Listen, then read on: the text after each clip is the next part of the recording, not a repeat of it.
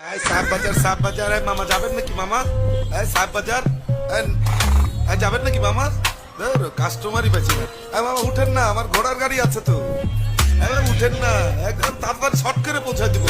এই টকবক টকবক চলছে রে ভাই আমার ঘোড়ার গাড়ি। কোথায় যাবেন কোথায় যাবেন বলেন তাড়াতাড়ি। আরে নাও হাটা সাহেব বাজার পৌঁছে দেবো বাড়ি। মামুর বোটা লড়া বসে পৌঁছে দেবো বাড়ি। এই রাজশাহীর ছেলে পেলে রাজশাহীতে থাকি। বাংলাদেশের মধ্যে আমাদের এক নাম্বার সিটি।